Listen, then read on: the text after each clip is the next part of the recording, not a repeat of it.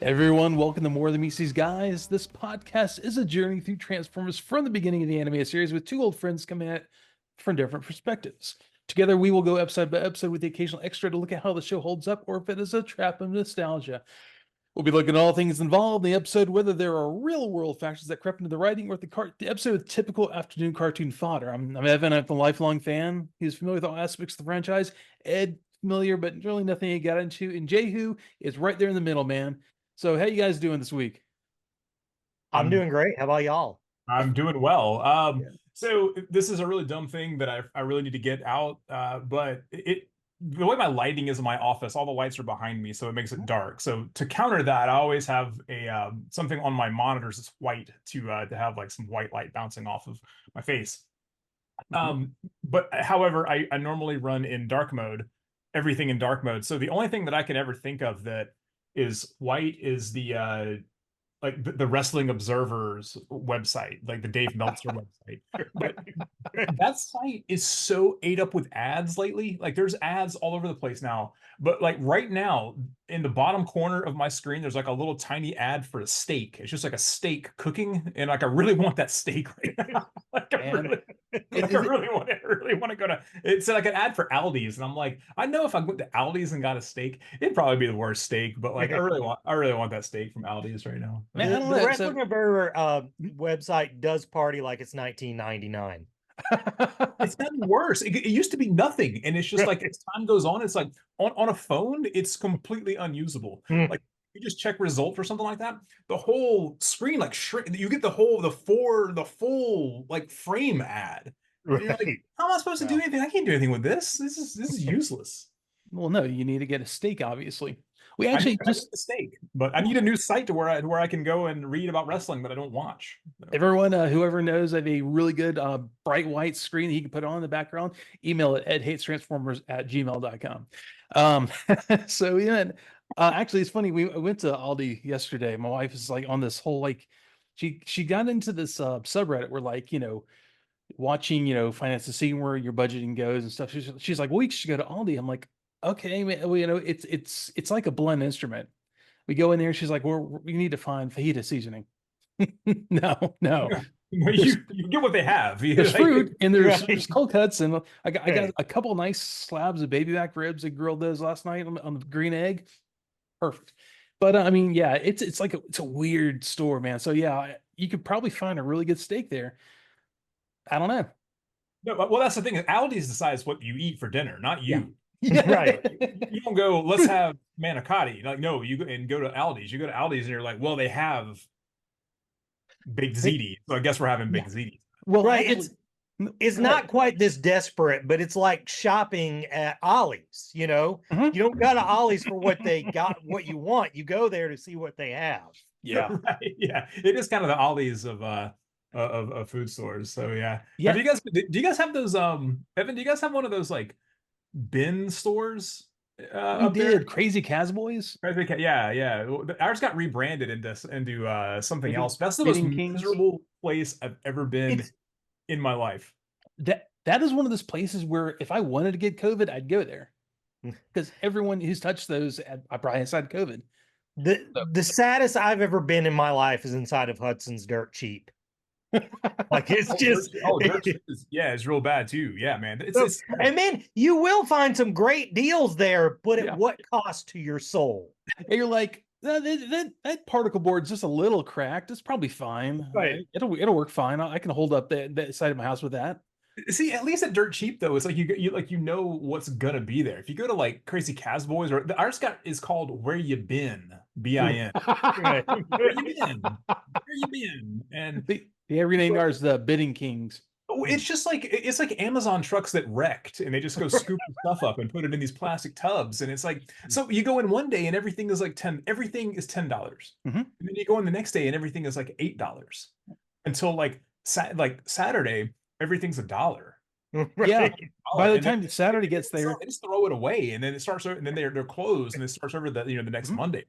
Like by the time Saturday comes around, all you have in there is like the same angel that goes in your yard that was there, and it's April now, and it's now still $1 or whatever at this point, and no one wants it because it's got poop stains on it and stuff. That's what's there on the last day. but you might get it for like a couple bucks. You get it for $1, man. Like, Yeah, it was man. it was real sad. I went there like one time, and it was like, I was like, man, this is just garbage. Like, this is like, who wants any of this stuff? But then I found a board game. I was like, oh, there's a copy of like Ticket to Ride or something like that. Yeah. I already have a copy, but I was like, I may as well get another copy if it's $1.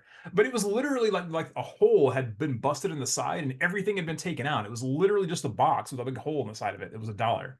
Like, they had these spotters go around. They're like, hey, if you need something to open up, let us know, because people just go in there, they rip the sides open and grab, whatever they needed out of something and put it in another box, take the box of there for like $1. Yeah, okay, cool. That was what was happening. I went in there one time, it was raining. Like, what do you need? What do you need to save money on? It's $1. I don't know. I went in there at one point, like it was raining. I was wearing a rain jacket, like a little thin rain jacket, like over my clothes, because we're usually button down shirt and slacks. They're like, that you can't wear that in here. Like, what do you think I'm gonna do? Right. I mean, man, if I'm not that hard up where I'm gonna try to shoplift things for $1, I'm gonna buy these 5 $1 things to cover up the fact that I'm stealing a $1 thing. Right. They should be the least worry about shoplifting. Exactly. Yeah. Yeah. And that's just the way these things are. Ours is like not as cool anymore. You don't get a guaranteed COVID when you go in there. They have like things.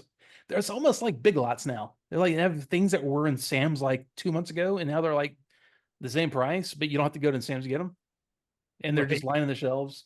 They had there was like this weird He-Man figure, like Sun Man or something, and I have no idea what that is because I don't do He-Man stuff. But yeah, it was just, they had like a shelf full of those guys. Apparently, a very popular character. Sun Man, huh? Something like that. Who could tell me? It's cool. I don't know, man. I know this He-Man style figures are kind of making a comeback on the grown-up collectible toy market. Have you guys seen a lot of this, like around? Yeah. Like that was like a Danzig one, like a Glenn Danzig. Yeah, I just saw the Danzig one yesterday. Me and Zach and Ethan Mann have like a toy text thread, and he sent me something that was like He-Man muscle figures, which I wasn't super interested in, but I clicked on them, and then down below it, I saw the He-Man Danzig, and I'll punch a really cute baby to get that. Yeah, I really want them because I've been listening to a lot of Danzig of like the first 2 Danzig records lately. Actually, the first 3 Danzig records a lot. A podcast that I like covered the. This is a thing. This is kind of a forgotten thing, but back in the day, bands used to make VHS tapes.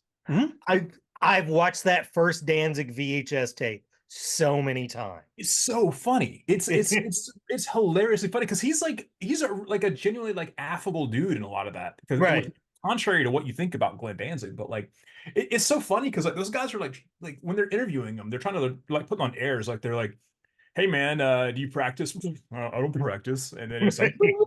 Dude's like ripping up some solo, but then you see them like backstage and they're just like goofing off and they're funny dudes or whatever. And then like, but then like, I think it was like Ari Vaughn was like drawing, and it's like the reveal of it's hilarious because he's like doodling and he's like talking about like death and all this stuff. And they're like, so what are you drawing? And he turns the sketchbook around and it's like all these like 70s like mushroom dudes, like these like wizard or something like that. It's like what? Like, yeah, I think I think Chuck Biscuits just talks about horror themed cereal, Count Chocula and Boo Berry and stuff like that. Well, he also says that he doesn't practice a whole lot, which is evident because man, he is just not good on that on those first couple of records. Right. Which is like that's insane because it was in like a million bands before, right? Like in like DOA and all this stuff. But I mean, he was in Black Flag where practice was torture. Yeah, he was probably tired of dealing with Greg Ginn, but the real highlight of that video though is where Glenn Danzig is talking about his book collection. At the end, where he's like giving a tour of his books, and he's like kneeling down in front of this bookshelf. He's like, "Welcome to a tour of my book collection," and they're like, so he's going on about all these books, and then he's talking about one that's like the lost books of the Bible, and he literally just goes, "All true, all documented, And I have a Oh. T-shirt. I have a T-shirt of that screen grab. It's hilarious. So Oh my God. I should have worn that. I should have worn that today, but I didn't know we were going to talk about this. So. Yeah, I just got my Eugene Walking Dead shirt on. That reminds me. Have you ever watched the movie Deep Blue Sea? Wow. I saw it. Well, I saw it one time. It's wonderful trash, but better than watching it. There's a documentary in it where they talking to Thomas Jane about sharks, and he was like, if you knew how many sharks there were in the water, you wouldn't go in the water. And then there's this like pause, and he goes, Coast Guard knows. And Coast Guard knows just killed me, man. Coast Guard. I love Thomas Jane. Yeah, no, he's great. The only time I ever saw that movie was with a mutual friend of ours, Lee, who. All right. Yeah, but none of us had ever seen it. It was like a bunch of us watching it. We had never seen it. And then it's the part where Sam Jackson's given the speech. Right. And Lee just literally goes, the shark's gonna pop up out of the water and eat him. And I'm like, what? And then the second he says that, he's and he grabs it. And I'm like, have you seen this before? And he's all like, no. It's a trope for a reason. I just guessed it. I'm like, God. Speaking of movies later, okay, you know Troma movies, man. Yeah, Tromaville stuff. Yeah, yeah, of course you do. The one I'd never heard of. We were watching we were watching something like Night for Last. And we fell asleep watching it. It's some movie like we on streaming somewhere. And you know how something on autoplay right after. So I wake up and I'm like, I kind of squint, like, what does it say? And it says in very nice, cursive writing, rabid grannies. I've never heard of that one, but it sounds great. It is not good. It is so boring. It is one of the most boring. Troma stuff usually gets pretty schlocky early, and you love it. That's the greatest thing about it. This thing went on. I'm like, I don't care about these grannies. I don't care if they're rabid or not. I hate movies like that. You're like, it's gonna happen. It's gonna happen. And I was like 45 minutes into this, like 1 a.m. I'm like, no, dude, this is no. You gotta watch that Class of Nukem High. That's just ridiculous. Oh yeah, that's always great. Onset, and it has the smithereens in it too. So what didn't have the smithereens in it though? Aerial assault. Aerial assault. Now this is okay. So let's go ahead and get this sequencing thing out of the way now. Okay. So this should have been like second to last. Second to last. Yeah. Yeah. And the reason, well, there's lots of reasons why. First of all, it's it has the Combaticons the Combaticons. My bad. Yeah. And I love the Combaticons. I'm gonna get this right. I love them. They're one of my favorite teams.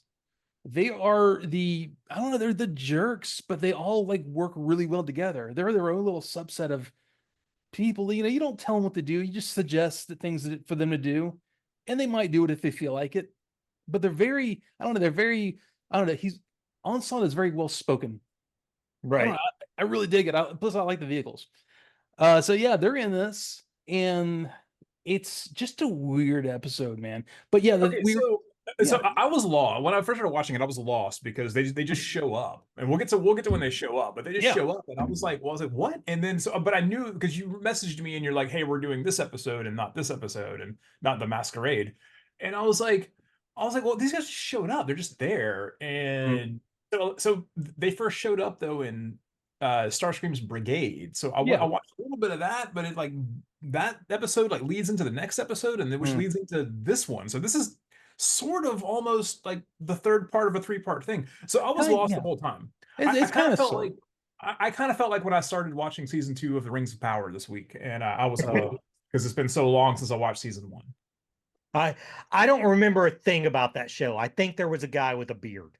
I loved it. It was so I really liked it. I don't understand why people hated it. I think just because they're racists, but I thought it was awesome. But I just forgot the whole. It just went in one side of my head and out the other. Except for the episodes being like an hour and 15 minutes, I liked it too, but I just don't remember it. They were they were a little long. Yeah. Go ahead. I was just gonna say animation numbering is crazy. I'm convinced that I'm the only person on Earth that knows the correct order to watch Batman the Animated Series in. And when I die, that information will be lost. Because if you look at the numbering on it, it's crazy. There'll be a part 1 of an episode, and then part 2 is like 7 episodes later. Like just stuff like that. Even if you buy it, like if you own it, it's like that. If you own it, I think it has it in a pretty good order, but I still don't think the correct order. The correct order is the order that, because, you know, when that show premiered, they were so proud of it. It came on. Awesome show. It's one of the best I mean, cartoons it's great, ever. but it came on Saturday morning, Sunday night, and then weekdays as well. Mm-hmm. But the correct way to watch it is where the episodes premiered on the weekdays. I believe that way you don't see anybody before their premiere episode or anything. Like this, but like in this episode where we totally see the Combaticons before their premiere episode. So so this one doesn't. This episode does not. I don't like the way this starts, man. This is I'm something sketchy, something not quite so appropriate for 2024 audiences is gonna happen in this one. Yeah, it isn't aged well. Let's say that. Yeah. I mean, this is real world concerns creeping in, not good ones. Yeah, it's real world concerns now. Yeah, kind of is actually. Is it? It's like they try to make Aladdin like a real world story or something. I don't know. Is this Carbamia? Is this the Carbamia? This is not Carbamia. Carbamia doesn't show up till like the 3rd season. Okay, I was like, oh, this is it. This is I've heard about this. Know when that happens. No, I don't know. They don't joke or they don't tiptoe around it. They'll tell you straight up this Carbamia. They're proud of that one. No, this is okay. The thing was with this, we're trying to suss out why it showed when it did. There's pretty much the last 2 episodes of season 2 showed like right after Christmas. This and Masquerade showed like right before Christmas. So that we're kind of trying to figure, like, I think the War Dawn showed on Christmas Day. Anyways, yeah, this showed right before Christmas, and they were pushing the aerial bots with the Combaticons as a like commercials and stuff at the time. So that might have been on purpose. Right. Trying to sell the the holiday. Okay. Gotcha. Yeah. Okay. So that might be a good reason. I mean, that makes a lot of sense because they go out of the way to give these 2 aerial bots more like depth of character than we've probably seen since like the first 5 or 6 episodes when they tried to make sure everybody got a moment. Yeah. And I can say I actually now know which aerial bots which one is which, because that's something I just never knew. I knew Slingshot, I knew Firefly, I knew Silverbolt, like Skydive and Air Raid, but now I know. So I still only know Silverbolt and the 4 guys with planes on their backs. Which sums it up pretty well. Yeah. So a dude comes, like, he's towing a car, like a wrecked car, into this like Arabian village. This is like the place where like they dropped off Marcus Brody when he was going to blend in and disappear. It's that place. Yeah.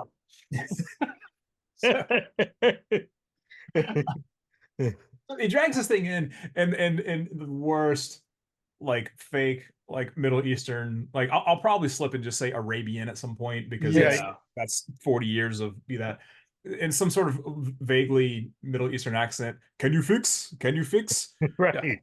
Oh, no problem. This dude comes up and just kicks it, and the fender falls off. He's like, I can fix that. Like, are you sure? I don't know, man. I don't know if you can. Yeah, no problem. I can fix it. Yeah, exactly, man. It's bad. It might be someone doing a bad Indian accent, might be a bad Arabian accent. Don't really know. It's just I think in the early 80s, I think it was all kind of the same. Yeah, right. Pretty much. And of course, there's the scamp, the kid who's like hanging around the junkyard, who gets kicked around and stuff, and things thrown away from him, and you immediately know he's like the Raoul of the desert. Right. Like, no one likes him. Yeah, he is. The first thing I noticed about him is, with the heat we've had lately, I'm loving his outfit. That thing is so ventilated. I was really worried at certain times we were going to see his little bits, but those were that's a good outfit. I might take up that look. That's not a bad idea, especially he's got the neck flap thing too. That's man, real well. Working in the yard, that's a good thing. But so this kid tries to steal a tire or a wheel, I guess, off of this thing. So the guy that was, I think the owner, I'm not sure, because they drew all these guys kind of the same. Right. So he gets mad that he's trying to steal this junked wheel and tire off this car. So he picks it up. He's going to beat him with it. He's going to beat him up with it. So the kid runs away to a junk heap, like a junk pile, And the guy just throws the wheel at him and then just walks away. Like, well, you just gave him this wheel that he was gonna steal. Like, why were you so upset about this? You know, why are even trying loss prevention if you're just going to throw the merchandise at the thief? It's worthless to me now. Maybe crazy Casboys will do that if you just the $1 whatever they have, a lamp in there, whatever they have, a broken lamp. So also we found a bunch of these storyboards for this episode, which there's some other stuff they were going to do and they just didn't do. Like for instance, there was the guy Ali, the little prince guy. Hassan was the prince guy. Ali was the guy who ran the junkyard or whatever. He was originally going to be named Rasan, so it's gonna be Hassan or Rasan. They're like, oh, those are way too close. Or like you're gonna have a problem with everyone sounds the same. First of all, they're gonna have the same names, so they changed it to Ali. So a small thing. I mean, that's not a bad idea. On the one hand, it might be a little racist, but on the other hand, when I was like 10 or 11, that was probably a big help. Yeah. I probably would have been confused by that. Yeah, and then there's okay, I don't want to get too far ahead, and I'll jump ahead on this one, but I'll bring it up in a second. So yeah, also the dude's driving Swindle. I don't generally see a lot of yellow Jeeps with purple hoods. Dude, I had no idea what was going on. It was like, and this is where I was like, wait a minute. And the aerial bots are like, the Combaticons are here, and you're like what? So this is where I had to stop this whole thing. Right. Spend my entire day. This is Labor Day. This is Labor Day. My anarchist forefathers fought for me to not work today. Yet here I am. Ford did that to you. Who did? Henry Ford. He's like one of the big proponents of in a weird sort of way. Henry Ford was a Nazi, my friend. Well, he was in a weird sort of way. He helped do the 40-hour work week and stuff. That's a whole thing, man. Look, labor unions got me today off. Yet here I am spending hours trying to figure out which episode of the Transformers comes first. And I'm real irritated. I'm texting you all day long trying to figure out that. I sent you a list too. You're like, man, I'm sorry. You're like, this doesn't make sense. I'm like, dude, I don't know. It didn't make sense. I think what I love the most after this is 80 plus episodes, and then you're looking for stuff to make sense. I mean, God. Look, it has to make sense. It has to have internal logic, all right? Oh yeah, of course it does. And just like the scaling has to work perfectly in this too. We'll get into that. Brother, the scale. Oh, I'm about to break the rules again.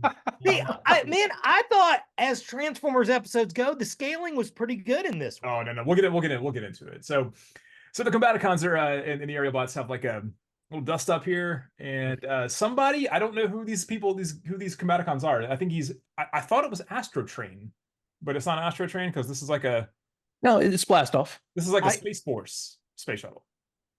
And man, I need to talk about this dude. So here's the thing, and this is not like a grown-up thing where I'm re-examining this. I can remember thinking this as a kid. The premise is robots in disguise. Mm-hmm. The idea is you're a robot and you change into a car to blend in on the Earth. Mm-hmm. There's like 3 space shuttles in existence, and they're all the same color scheme. The Decepticons have 2 space shuttles. What are they blending in with? And they're all colored wrong. They're purple. They're black and purple. They're both black and purple. That's a slick color scheme, though. I'm not gonna. I mean, lie. It is a good look. Oh yeah, I'm a fan of black and purple. So. Well, also the fact that this isn't exactly the last space shuttle transformer. There's Skylinks in season 3. I mean, you also Astrotrain, of course. So I mean, there's 3 shuttles that are in existence, and there's 3 Transformers that are shuttles. So maybe I don't know. No, it was bad look. But also the fact that a space shuttle is not aerodynamic at all. It's a giant brick. This is the least. It glides. It's like, okay, here's a brick with these little wings on it to help glide in. They're the worst things. So it is not dogfighting in a canyon. Oh, he's dogfighting in a canyon and calls on turkey shoot. Isn't that right? Turkeys. Hunting down the aerial bots. That was a good line. I actually kind of that was dad joke level there. I thought the dogfighting was pretty solid in this. Yeah. Cool. Yeah. I mean, again, for a Transformers episode. Mm-hmm. Sometimes it's really cool. Sometimes it's pretty awesome. But then the Autobots just show up. Like Like they were just cruising around in the Middle East somewhere, where they're driving around the desert. Like that's just like they end up in the there was that one episode that they were in the just exact geometric center of like Africa or something like that. One episode they just showed up. Right. I forgot about that one. Dude, they're no problem, man. They'll drive from Oregon to wherever you need to be in 5 minutes. Well, they'll drive to like Australia. Dude, they'll drive down there. Yeah, They'll drive it up from the Bahamas. Well, they do have those skis. they did. Or they can surf also. That's true. They can surf. Famous surfers. So there's like one of these aerial bots crashes into a cave, and because I guess they all forgot that they can transform into robots and do things, and these crashes. But there's this really funny scene where like Optimus Prime and one of the aerial bots like lift up all this rubble, and then like Hoist goes in and pulls this guy out, right? And it was like, but then they just like drop all this rubble, and like the aerial bot gets like caught under it, and they move like 2 pebbles, and he pops up and goes, "Thanks," and it cuts immediately. You forgot the most important part of this, though. Silverbolt and Optimus Prime are holding skydive up as an archway. It was Skydive that got buried. Yeah. He just pops up. Hey, thanks. He's literally like thanks, and it was it's for you. Thanks. So. Slingshot apparently is the smallest jet of all time. This dude is the size of like a Mini Cooper. Yes. Okay. That was one scaling issue that was bad. Yeah, there's like these Korean War style jets there. I know you know the kind of jet they are.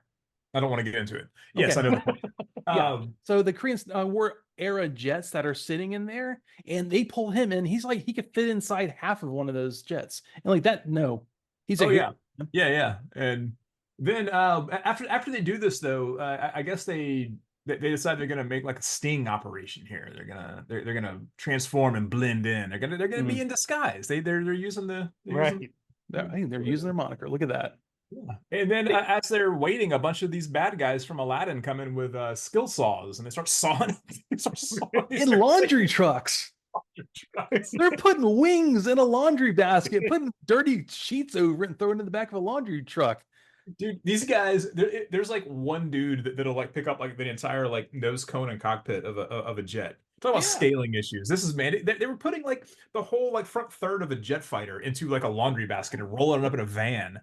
Well, I just love that the Autobots' plan in this was, hey, let's allow ourselves to be dismembered to solve this crime.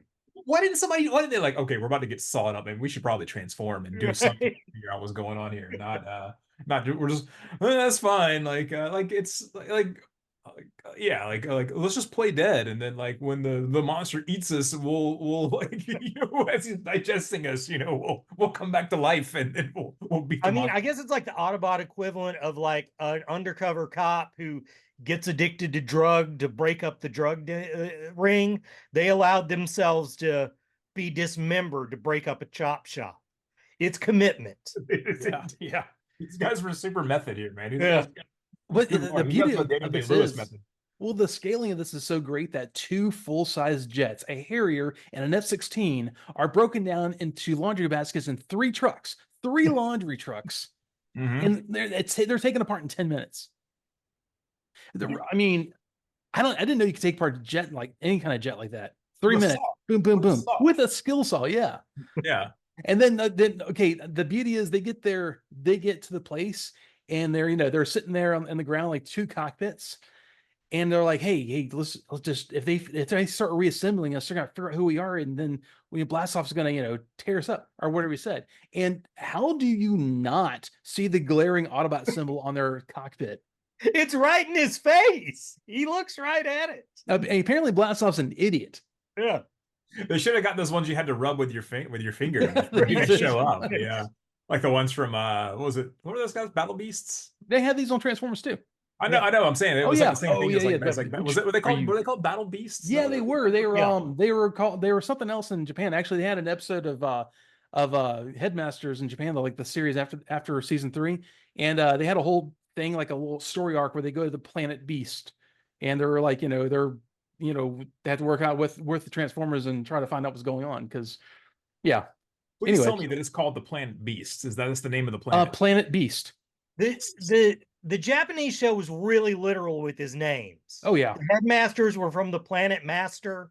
Yep. The battle beasts were from the planet Beast. Yeah. That's amazing. Get confused over there. The Planet Beast is like the perfect band name for some like crappy like sludge metal band, and I'm here for it. 100%. Yeah, I'm here for it. Yeah. Hey, but so yeah, man, they start. I guess he goes in and he's like, I'm gonna go touch this one panel, and Silverbolt like shorts out a panel like to make it look like he's all shorted out. Like, oh, these are junk. These are cheap knockoff jets. We don't need these. Mm-hmm. You know. Beauty of this is originally Hassan. I'm sorry, I'm trying to get the names right. Hassan was he was trying to get to, according to the storyboards, disguise Skydive and Silverbolt as refrigerators, like have them transform and like make them look like refrigerators, and it was going to cause Swindle was going to like be like, oh, what are these? And he discovers them, so they knock him out somehow, and then like Slingshot's like, hey, check this out. If you go and you open up his chest and you hit this little wire in there, it wipes out a short-term memory. There's a whole subplot they're going to have this episode. They're like, let's just they get out. See, I'm sad they didn't do that. I know. It would have been great. Same. I mean, I was gonna say that this episode seemed like it was like chopped up and like there was a lot of things missing from this or something. It was like it seemed like a lot of ideas were there and none of them were really fully hatched. But there's a funny part where they're making these like Decepticon drones or something like that, and they're arming them with these Decepticons or putting missiles on them. But the missiles are all purple, of course, because because they're Decepticons. They have to be purple. Like these. That's the only color they can be. Well, it would have been like a Cobra jet would have had purple missiles. It's all branding. Purple's evil, bad. Purple's bad. Right. That's bad guy stuff in the 90s. It's bad guy stuff. It wasn't until like I don't know, man, like Evangelion until you could be purple and be a good guy. Right. That's kind of a whole side chat if they're actually good guys. But yeah. So anyways, I'm trying to see where we're at in this. It jumped around so much. I'm looking at my notes, like, yeah. So Edhatran's over there talking to Ali about okay, bye Ed. my dog came in. That's cool. I know. No, he's over there talking to Edhatran's talking to Ali about what they're trying to do, and they're talking about the drone jets, and that's going to help them take control of the Mideast oil fields. Real world factors, man. This is 1985. Man, this is like you could have made this any year in the last like 50 years, and this would have been the most topical episode of all time. Yeah, right. And the beauty of all this is the Decepticons have finally thrown away the green energy. They're not going to do solar power anymore. They're not going to do hydropower anymore. They're just going right for the oil. Right. Because every time they do, the Autobots show them blow them up. Yeah, green energy is not good for the Autobots to, Yeah, good point. The Autobots are all about, non-renewable resources. Because they don't care. They get the stuff anyways for free. All the energy they want. Remember that? They made that deal with the government. Yeah. With all the governments. All the government. That's right. It was the Earth's governments. That's right. I forgot about that. Yeah, they had that big like diode in their in Teletran 1 that was like world energy chip labeled and everything, so you didn't forget. Mm-hmm. So there's like a caravan. Like all these guys are taking these parts to the to the Decepticon or to somewhere. I'm not really sure where they're going, but so Ali is like on a motorcycle behind these guys, and he does this kind of trick move where he has like a dowsing rod looking thing and opens up the back of one of these laundry trucks and jumps up in there, right? He makes friends with the aerial bots and then jumps back down, but he follows them into this compound. Like no one noticed this kid on a motorcycle behind him. He's just there. He's like, oh yeah, he's with like he must be with them. That's fine. That's how you get into conventions for free, by the way. If you ever go to like Dragon Con or MegaCon or like San Diego, if you just walk in behind somebody that looks important and you're just like walk in behind some stormtroopers, you'll get right in. I'm the handler. I keep them hydrated. It's very hot in there. Yeah, he goes in there and like he starts like trying to mess around. Like, what do they have in here? It must be really important. They're guarding it like this, and he have like areas like, hey, Silverbolt, shut up. We're going to be seen. And like, what are you guys doing? Oh, we're found out. And they transform their chest and head They're just like two chests and head, like, you found us out. We're trying to find out what's going on with these jet thieves. And they're the size of a dude. Jet fighter. These are the size of a dude. They're like, oh yeah, slingshot's like, oh man, they took my arms and put on that stupid car. Which I guess is what they do. They weld car parts onto these like Mad Max looking, I don't know. They're like Mad Max meets with those weird Hot Wheels things you'll see, like has like 3 mufflers coming out the sides and stuff. Those like limited edition Hot Wheels, and they drive those to that yard. I guess dismantle all the pieces from the planes, like trying to drive into skies or something. This is totally fine with me. This is like Warhammer Orcs here with like just made like where we made a car out of a tank and a jet fighter and like we painted it red so it goes faster. This is exactly what like that's a real thing in the game. That's a real thing, by the way. Like you legitimately like you get to move further if you actually physically paint your models red. But so they show up at this place, but there is a giant purple robot griffin. What in God's name is going on? And it's not even a plot point that they have this giant flying Thundercats fortress. It's easily the coolest thing in the episode, and it's not even really a thing. It's a set piece. It's just there, but it plays into the episode, and it like nobody mentions like, hey man, where did this thing come from? Who built it? They don't give it a name. Who owns it? Like nobody references it ever. Is there a third-party toy of this? Please tell me somebody's made. I'm sure you could probably make one. I'm sure someone has made like a fan-made version of this. It looks like some weird like that someone took like a weird, I don't know, Shogun warrior and put it on like a toy of something else, like a toy horse. It looks so weird and spray painted it purple. It's so weird, yeah. And it's a derpy looking griffin too. It's a bad looking griffin. It really is. The thumbnail for the episode, I got Boo to make a really cool looking one, and the thumbnail looks infinitely cooler than the one that's in the show. The one in the show looks like a really derpy AT-AT version of a griffin. It looks terrible. Well, we're gonna get to the AT-AT stuff in a couple minutes. Exactly. But so this aerial bot needs some parts. So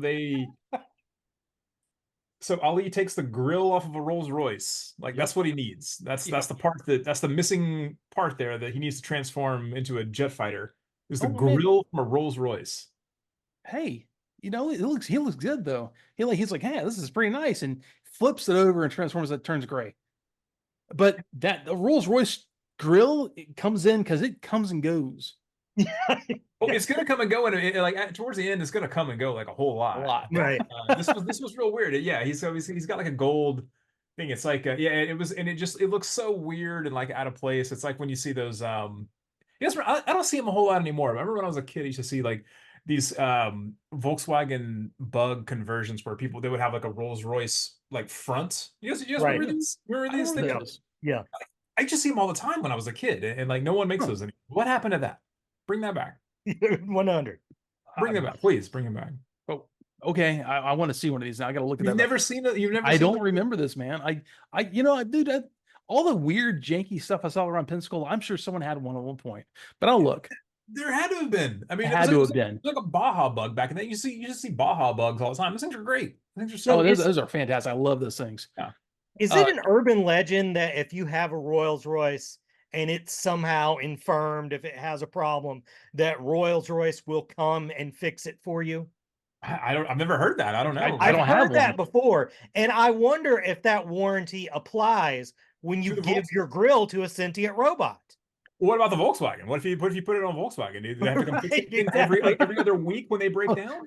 The Rolls Royce people show up like, this looks like a Rolls Royce, but it doesn't check out. We'll fix it anyways. Yeah, like I fooled him. Dude, I think it's just some urban legend that evolved out of the old PV amp guarantee, where if your PV amp was broken, you could mail it to the PV corporation and they would fix it. We live like in like a 45 minutes from the PV factory. Why I would you know. do anything over there? Like that's ridiculous. Dude, Yeah, that's no, I've never heard that about the Rolls Royce. The only this is relevant to probably the three of us and none of our listeners, but where we live, there is downtown, there is a Rolls Royce parked in front of some townhouses. yeah. And for years, it was well, for years people were like, oh, that was John Lennon's Rolls Royce. Yeah, I didn't know that. I never heard that. I don't know what you're talking about. Never heard that. You know what I'm talking about, there, right? Yeah. Yep, right by the bridge. Exactly what you're talking about. Yeah, that's the thing. For years, I've heard that's John Lennon's. That was somebody got it from John Lennon, and that was John Lennon's Rolls Royce. It never drives anywhere. I don't even think that I think the tires are like dry rotted off. I think they're probably the same ones from when I first saw it in like 1988. But it's supposedly it's John Lennon's Rolls Royce. That's pretty dubious. But how about the okay? There's that one guy who has converted a boat into a car and drives it randomly down Palafox. You've seen that, right? Oh yeah, I saw that guy the other day. Yeah. Like it's the weirdest thing, and there's no reason for it. He's just I wanted to have a boat car. That's it. It's dude, Pensacola has just weird janky things like that. Pensacola will do some weird things with cars when they get money. There's some guy around that has, I believe it's a Ferrari dressed up, like painted up in Mario style. Yeah. Oh, that is no, it's a Lamborghini. That's he's like a YouTube millionaire. That's he got one for his girlfriend.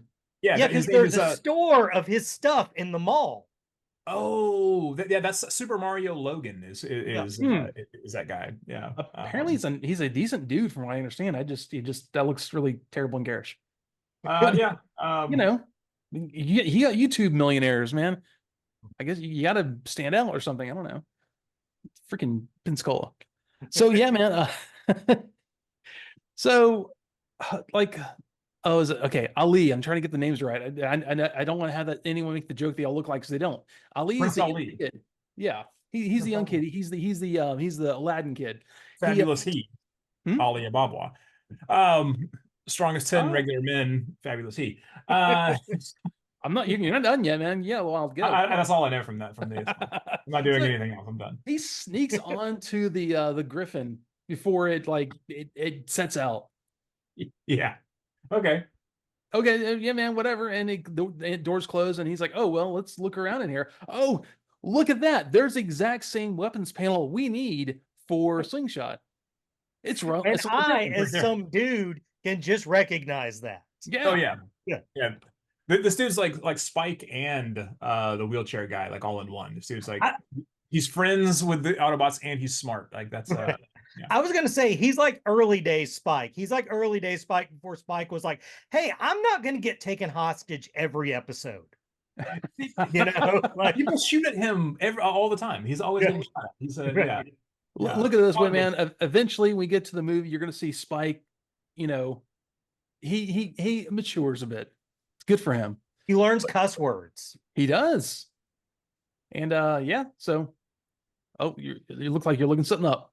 Let's so yeah, he goes and finds this in there. So it's the weapons panel is like it's installed there. So he's trying to unscrew it, and the Griffin opens these top, these two guns out of the top because the aerobot's coming out, and the best two helmsmen are on that. It's Rumble and Frenzy. They're the best two helmsmen. I love these guys. Yeah, Megatron, we'll shoot them. Okay, first of all, so they have these drone jets. Right? Yeah. Why do they have these? Why was this such a like, hey man, we got to build these drone jets, brother? You guys have 6 jets that transform, right? Plus Blitzwing, and then you also have Astro Train, and then you also have this dude from the Combaticons. You have you got a whole like strike wing over here. And you used to have just unlimited unnamed seekers that showed up that just for some reason stopped working for you. Where are those cameras? I need those guys. Those guys he became mail order only. You can't get him anymore, so he's not in the show. That's I've said on here before that I don't really like to buy toys anymore. Apparently, except for Glenn Danzig, He-Man. Right. with the blood variant from the Sam Hain record. But like I really want those camera robots really bad. Like I really like that's like that and Soundwave are like yeah, those are like on the list of dudes. Yeah, you got to hook you with the Soundwave at some point somehow. Yeah, But, it's cool, man. But yeah, so but there's this whole fight that goes on between the Combaticons and the aerial bots, and Fireflight for some reason is not there. I don't know where he's at. I guess he's just slow. He was partying. I don't know. Man, he's just like he woke up and he's like a little hungover. He's a little slower than the others. He's like wakes up like, dude, what did I do last night? Where am I at? He's the only aerial bot that's not there, and so they can't form Superion when the Combaticons are going to start forming Bruticus. Which I know another reason why I like the Combaticons so much. They're the only combiner that doesn't sound like an idiot when it's combined. Right. They actually sound like a competent like combiner. Right. But he Slingshot in an attempt to keep them from combining jumps on Blastoff and just like rides them through trees and stuff. I don't know how it's supposed to stop anybody. Cool. So this Griffin has hair, like he has a mane that's like tentacles. It's like, yeah, I've seen that porn. I've seen that porn. He's got like robot hair. This is cool. Yeah, I mean, they put so much thought into this part of the show and so much work into designing it, and at no point is it really a part of the plot. It's just you can't buy it. You can't. Right. I can go buy that guy. Like I can go buy these dudes that get blown up constantly. These dudes that can't fight to save their lives. But like this massive cool thing, I can't buy that. I go buy that. You know what you had to do with this case? You had to go buy that stupid GoBots headquarters and use them for that. Right. It's about as good. I feel like this must have been just one rogue storyboard guy who like tried to backdoor his personal thing in there. And Doug Booth is like, yeah, man, that works. Let's just throw it in there. Yeah. Was this a Doug Booth? Was this a Doug Dougie Booth? Okay. I was like, yeah, Carl from the mailroom really likes Griffins. We're gonna make him a Purple Gryphon in this one. I don't know why, but he got the storyboard guy, paid the storyboard guy to make one. I wonder it in there. Like you're familiar with the Randy Macho Man Savage promo of the cream of the crop thing, right? Where boy, am I? Like, okay, so you know the one where he's got the little creamers and he's all like the cream of the crop. I've literally watched it in reverse. But the reason he did that was because the dudes apparently were sitting around backstage and they were like, it was like a bet. They were like, hey, I bet you can't do a promo using this random thing. And they would just toss something or whatever. And somebody threw him a coffee creamer and he's all like, oh, I can do that. And so he went right in and just went right into that whole deal. And that was what that was from. And it's like, he cut one of the best wrestling promos of all time. Right. Just on that lark or whatever. And I wonder if it was like that. They were like, hey, Doug, I bet you can't make a Transformers show with the Griffin in it. He's like, dude, can I? It'll be perfect. Griffin, brother. And yeah. Dude, that is one of the eras of wrestling I grew up with. We all grew with. I miss so much. Just the perfect, just ad-libbing guys. Right. Like Macho Man Randy Savage. Hulk Hogan wasn't even that great with it, I don't think. He just had his shtick and he did it really well. But there's like Junkyard Dog. These guys are great. They just like, yeah, we'll do it. Sure, man. Let's do something. The Road Warriors, that stuff was insanity. Yeah, that's what happens when you mix cocaine and steroids. You get the Road Warriors. I will tell you guys, firm balance to begin with. Like you're adding that already on a shaky vessel.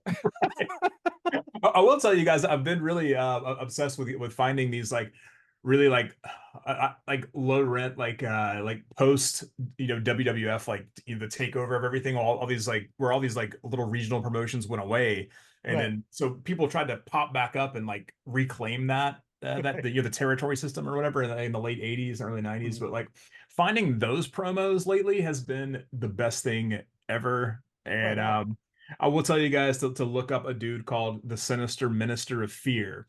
This isn't the Sinister Minister from ECW. This is a totally different guy. This is the Sinister Minister of Fear. That's amazing. Because he's specifically of fear. Of fear. The regular Sinister Minister has a broader base. Right. This guy specifically fear. Yeah, his practice is limited only to fear and fear-related portfolios. So, I gotta write this down. I gotta write this down.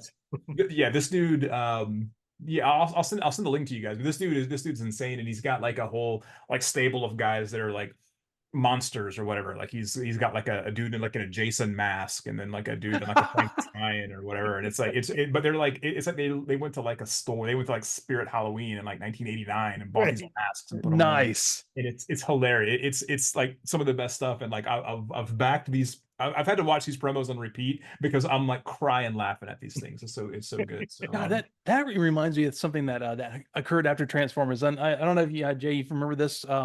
There was a show called Inhumanoids. Oh boy, I remember you. Yeah, it was all about the like, humanity digs too deep, and they discover this thing that's locked in this huge thing of amber. Mhm. But the monsters that came from this were like nightmare fuel monsters, like Decompose and what was a tentacle one? They had like these crazy like monsters that were really cool, and all the Earth forces had to go get in suits of like different specialized armors and go down there and fight them. We talked about that early on in this show, like We probably episode did. like 3 or 4 or something like that. We talked about those guys, and that was the time where my dad like censored me buying toys, where he was like, "No, you can't have that," because it was like the Decompose was like this giant like skull head, like Yeah, dog skull head skeletal. thing but he had like a his rib cage would open up and you could put like a thing in there and it would capture it. Yeah. But, They were really heavy designs to sell to a kid. Yeah, they were. Yeah, I mean, yeah. the show is dark. It was really nicely animated too. I went back and watched it recently. It wasn't as hopeless dark as Thundar the Barbarian is, which my God, how did they show that to me when I was like 8? No wonder I'm like this. Yeah, Ookla the Muck. I mean, the opening credits of that show is the world ending. Yeah. That's every what they background start with. Well, every background is like the spires of like smashed up like skyscrapers and stuff. Like every background is like this horrible, like really simplified Freshetta painting. Right. And it looks like Conan. Well, it's like a Conan thing. It's that bleak too. Right. It's so good. I gotta go back and watch that. If was that Jack Kirby? Was that a Jack Kirby thing? Kirby, Steve Gerber, and I think Toth are all involved in that. Yeah. Well, that makes sense then. Okay. Yeah. Yeah. If we're gonna bring something back, bring that back. Where's God, you're right. I don't know. I kind of fear for that because I mean they did a good job with the He-Man show. That looked really good. The one on Netflix. Yeah. What was that? That show that the Samurai Jack guy did like a couple of like last year before. Primal. I can't think of the name of it, but I know what you're talking about now. Primal. There's Primal. Yeah. Primal. Like that was the best show on TV. It was so good. It just speaks through violence.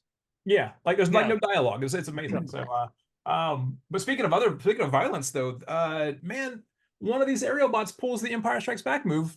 Going back to the AT-ATs, they pull they put the lasso around the legs, and they drop Bruticus down like this. Well, yeah, that's too early to be homage. That's just theft.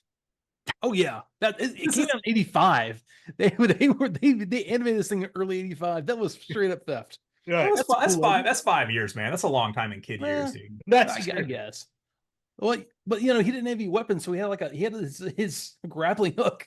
That was somehow it was so fast he could shoot it forwards while he was flying. Which was like bro, you're a Concorde. No, that was Silverbolt. He's still a Harrier, but he's still a jet.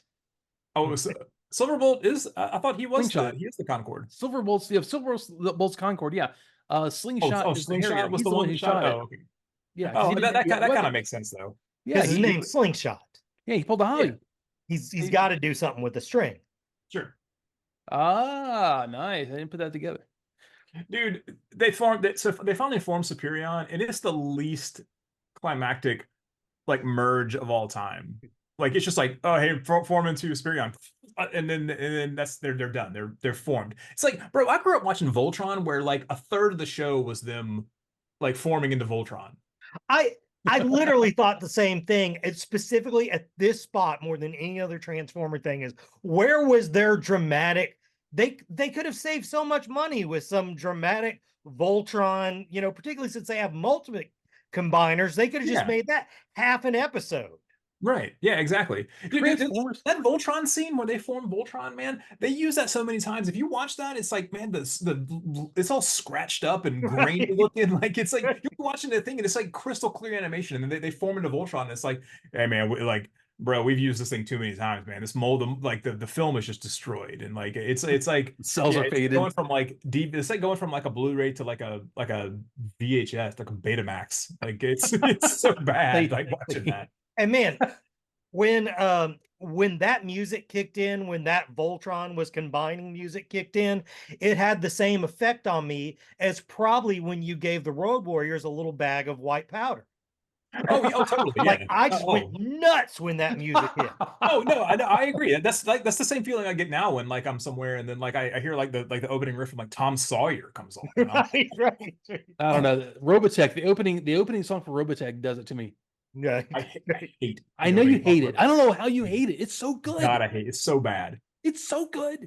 It's so bad. You're wrong.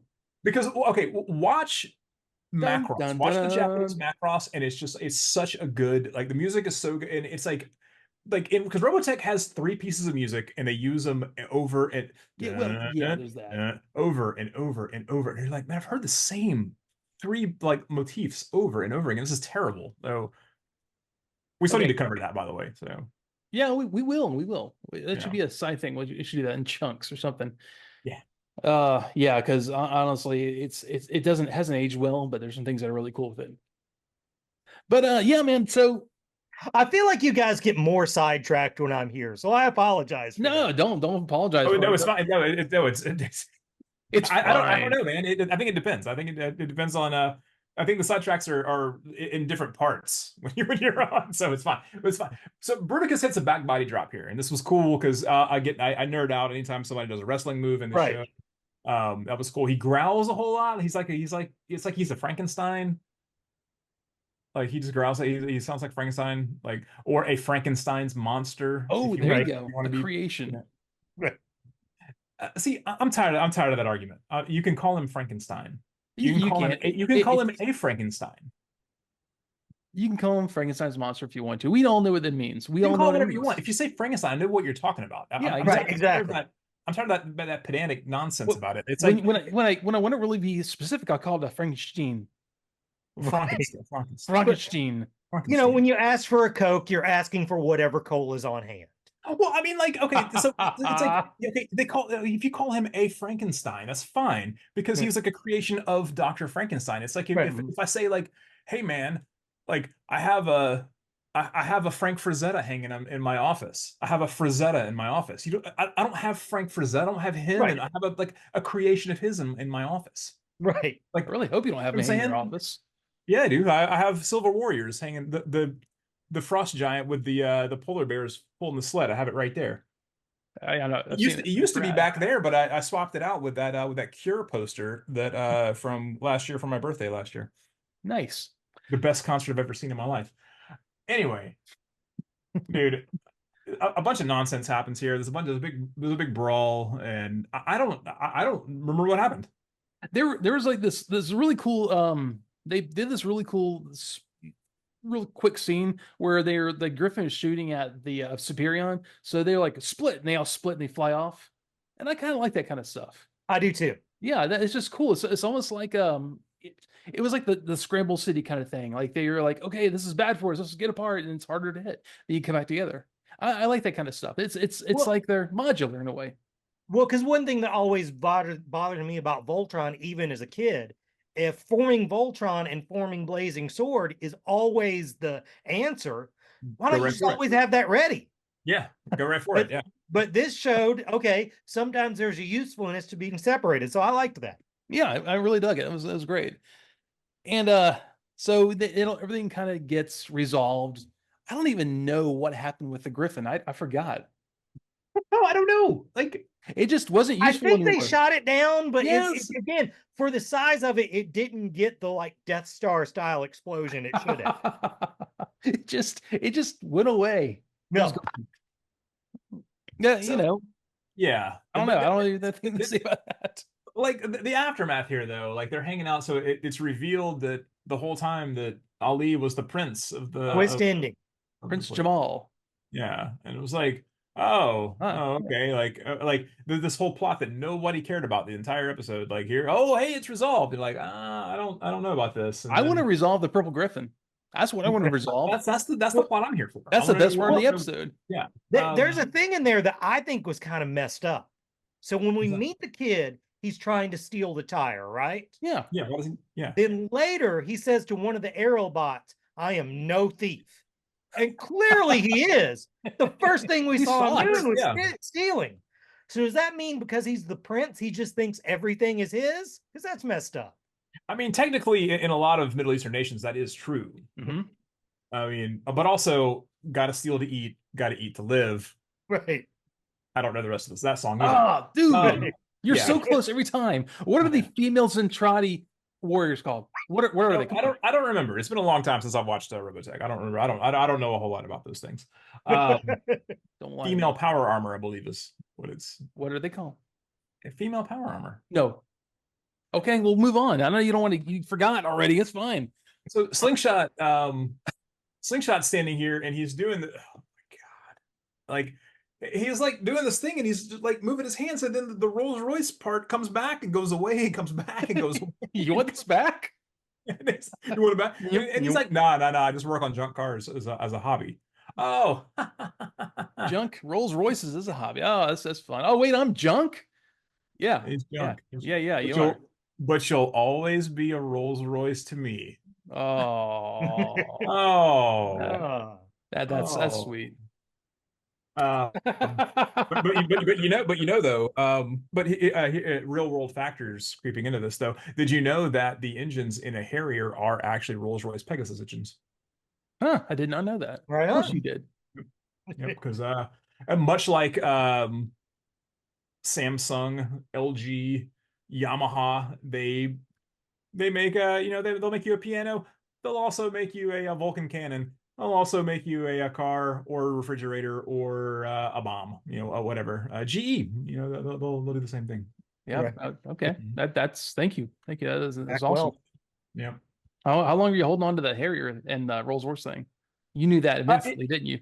You know what's funny? You know what's funny about that is that I've known that for like I've known that since I was a kid. I've known that Rolls Royce made those engines since I was a kid. I've known they made all kinds of engines since I was a kid. I literally just now pieced that together. Like literally really? as I was talking to you guys, I pieced that together. Nice. See, we sidetracked just long enough for you to get it. Perfect. Mm-hmm. I mean, yeah, man. I'm honestly, everything was cool just to have the Combaticons in it. Oh, sorry, Combaticons. I'll get it right. Devaster, Combaticons. Yeah, I'll get it all right. Mm-hmm. So yeah, man, let's hear it. What do you think?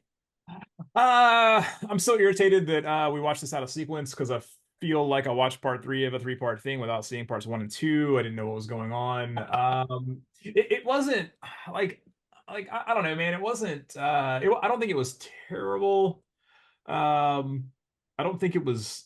There was a lot of things that were like, why did that happen? Or like, I feel like they were trying to cram too many things into this, and none of them really came out terribly well. I think if they would have just had like one Transformer hanging out with this Prince and them doing the whole like Prince thing, and then that reveal, it probably would have had a little more gravity.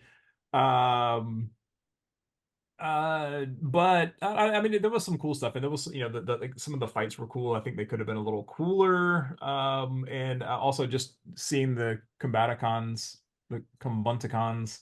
out of nowhere was real jarring to me. So I initially put down my adult brain went 2 stolen tires out of 5, but I'm probably going to bump that up a little bit. I'm going to go up to because it wasn't, like I said, it wasn't bad. It was fine. I'll give it 3 stolen tires for adult brain. Kid brain though, like probably because there was just so much weird stuff going on in it. I'd probably go 3.5 bloody Eerie Vaughn figures from the cover of Sam Hain's Initium album that dude Greg stole from t-shirts that dude Greg stole from me out of 5. So Greg McGreg of the Clan Greg stole from me.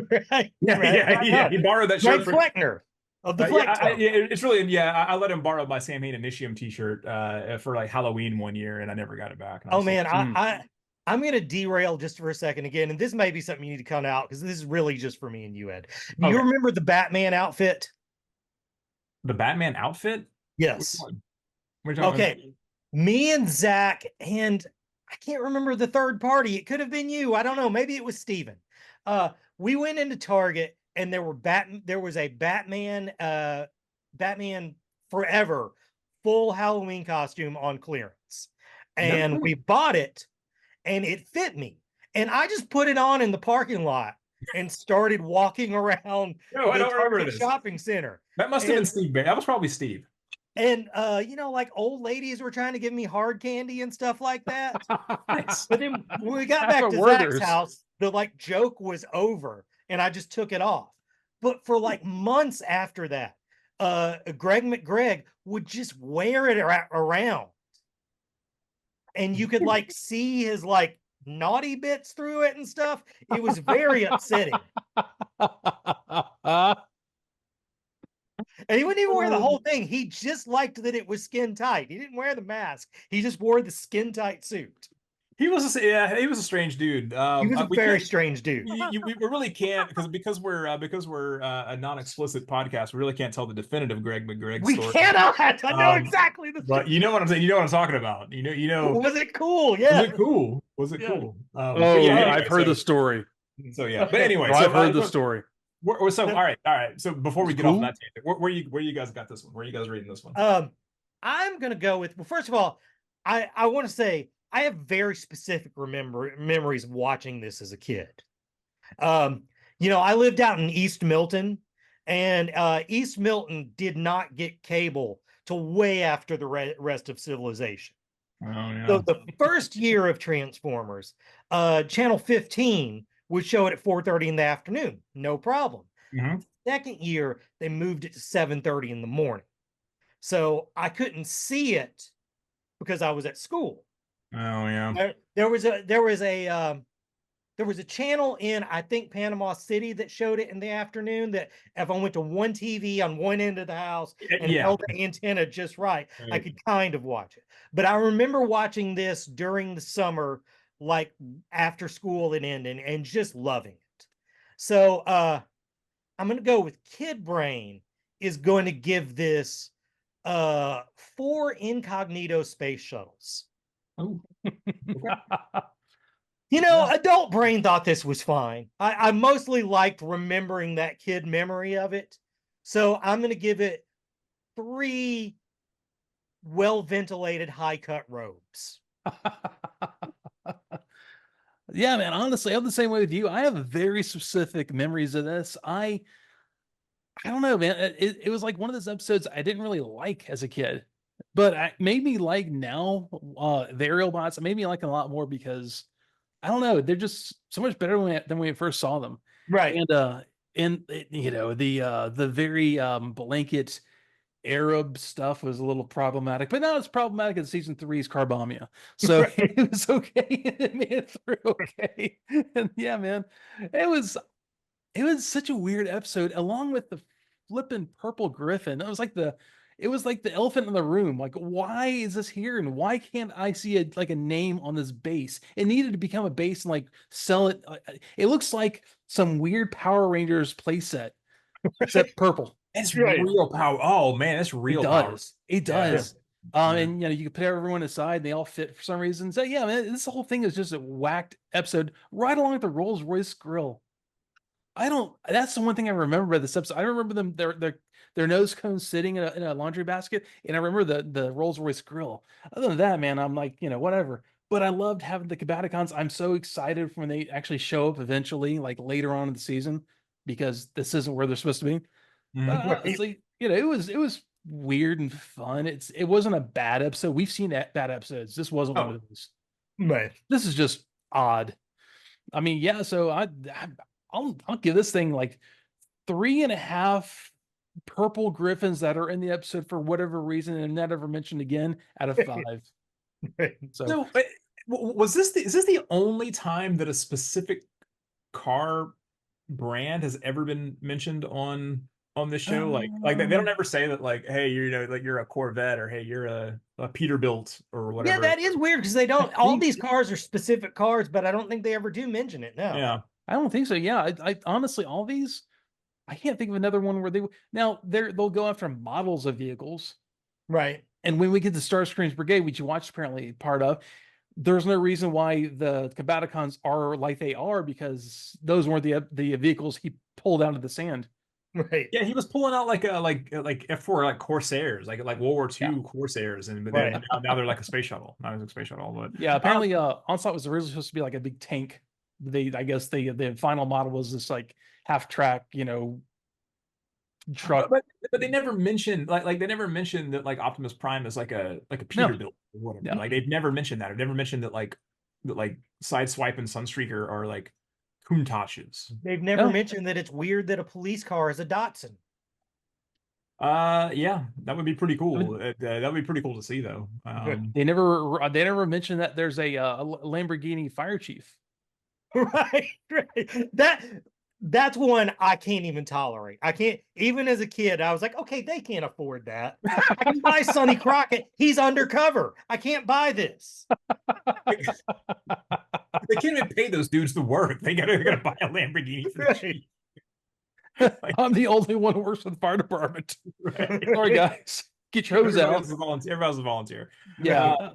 I think this may be the only time they've mentioned that, because it's like they don't talk about like Volkswagens or No, they never do. anything like that. So weird. It's even it's kind of weird that they put out a new they did this line called Studio Series, and they came out with the Studio Series 86 Bumblebee, and the car form of him is not a VW Bug. It's like, it looks like a penny racer. Yeah, it does.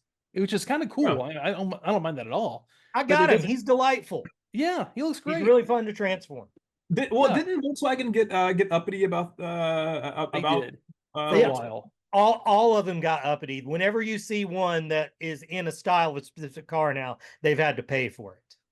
Yeah. I mean, didn't like Volkswagen specifically to say, hey, you can't use any Volkswagens in because of World War II, and like they don't want anything associated with war. I mean, I mean, you got to kind of see their point there. Yeah. Oh yeah, I totally see the point. I mean, like they don't want anything brought up about camps in Germany anymore. They don't want anything brought up their VW. No, I mean, it's not like hey, we're gonna make us like a sci-fi show, and like Bayer are gonna make like some poison gas. Like, no, you can't. Right. It's a little too close to home. I can understand why, for sure. Yeah. But I mean, eventually that's changed with like they have like masterpiece figures, and they're actually licensed that are licensed of the cars. So you'll see like they'll have for like Sideswipe, it had Lamborghini's little emblem. They've actually licensed with Lamborghini to do these, and same thing they did with Bumblebee. Eventually, Volkswagen was like, "Yeah, it's cool. It's been long enough." Oh, all right. So I don't know if it's been long enough, but still. Well, I mean, like looking at the elections over in Germany, it made that. I mean, it's like we're kind of circle back. That's a whole thing, man. Yeah, but too much of a tangent. So, yeah. Anything else? We got anything else? No, man. I am glad, Jehu, you hang out with us another week, man. You're welcome to keep coming back. I know your boys are like they're breeding, so we're past that. You can hang out whenever you want, man. Well, I definitely want to do Masquerade when you guys do that one. Definitely. And Trans Europe Express comes. Trans Europe Express is my jam. Okay. Well, Masquerade is next week, right? Is yes. Next episode, right? Yes. Okay, yes. well, come back for that one. Then come back for Trans Europe Express, then, and then that should be like whatever boom, else boom. you want, since you love podcasting as much as we do. So. That's true. All right, y'all, take it easy. Everyone, thanks for being here. Send us, give us some thumbs up and some stars and all that. And thanks for being here. Check out, I already said that. Check out Reel Phonies Podcast with Jehu's on, and send us some emails at Edhatestransformers, and not that one dude keeps emailing you. He emailed me again. Y'all put the Dune episode out. The Dune Part 2 episode is still not out yet, and I wanted to hear what you guys were talking about Dune Part 2. Well, us? Yeah, you didn't you tell me you guys recorded a Dune episode and it was gonna come out, and it's not out. It never we totally did Dune. It's not out. Put it out. See, I can't, like one of the things that sucks about being on your all show is I won't be able to listen to it because I cannot stand the sound of my voice. So I never listened to Phonies. No. But yeah, that I didn't know that one hadn't come out. I mean, I guess birthing them babies is hard. Quit holding it hostage. You quit holding it hostage, man. Come on. I want to hear what those dudes said about Dune. So, okay. And how Game of Thrones is just a complete ripoff of Dune. I mean, that's true. Yeah. Yeah. All right, y'all. Take it easy. See you All right, next week. roll out. Yeah.